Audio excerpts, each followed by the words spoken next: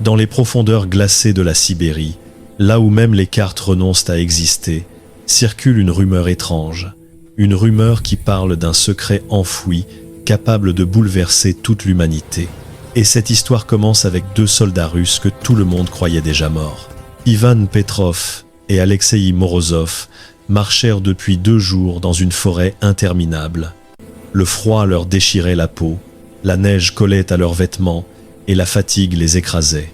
Après une tempête violente, ils avaient perdu leur unité, leur radio ne répondait plus et cette forêt semblait vouloir les avaler vivants. La faim les affaiblissait, la peur s'installait et le silence glacial devenait de plus en plus oppressant. Puis soudain, une silhouette traversa leur chemin. Ce n'était ni un animal, ni un humain. C'était autre chose. Alexei s'immobilisa, les yeux écarquillés. « Ivan, tu as vu ça ?» La silhouette tourna lentement la tête. 2 yeux immenses, noirs, brillants comme du verre humide. Un extraterrestre. Une créature que ni leurs armes ni leur courage n'avaient été préparés à affronter. Le choc devint peur, et la peur se transforma vite en agressivité. Ivan, crispé sur son arme, murmura « On le capture, ou on le tue ». La créature recula, puis se mit soudain à courir entre les arbres, rapide comme une ombre. Les 2 soldats se lancèrent à sa poursuite. Les branches fouettaient leurs visages. La neige s'envolait sous leurs pas, mais ils continuaient. La peur de mourir perdu dans cette forêt était plus forte que celle de l'inconnu. Près d'un vieux tronc brisé, Ivan parvint enfin à attraper la créature et la plaqua au sol. Alexei pointa immédiatement son fusil sur elle. Mais à ce moment-là, tout bascula. L'extraterrestre leva doucement ses mains, tomba à genoux dans la neige et inclina la tête comme s'il acceptait déjà sa fin.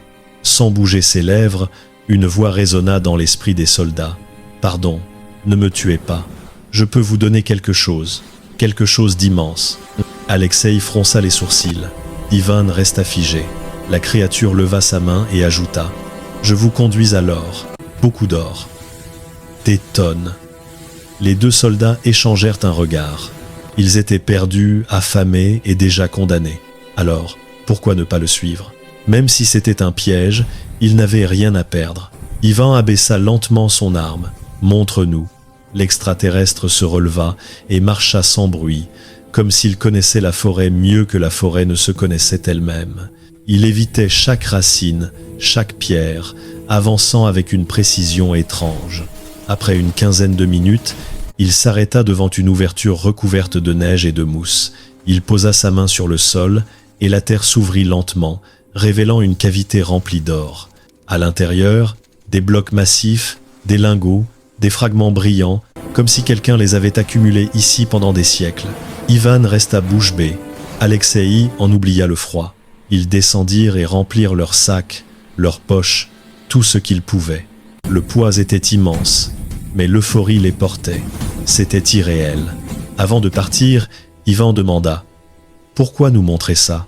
La créature les observa un instant et répondit d'une voix presque triste « Parce que je veux vivre, et parce que vous venez de gagner votre liberté. » Les soldats restèrent silencieux, le vent soufflait doucement autour d'eux. Alors Alexei murmura « Merci ». Ivan répéta « Merci ». La créature s'éloigna lentement, puis disparut dans la forêt, engloutie par les ombres et la neige. On ne la revit jamais.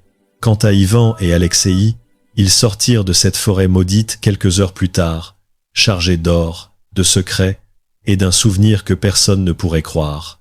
Mais eux connaissaient la vérité. Dans les profondeurs de la Sibérie, il existe un lieu où la terre cache bien plus que des arbres. Un lieu où, parfois, les secrets choisissent eux-mêmes leurs témoins.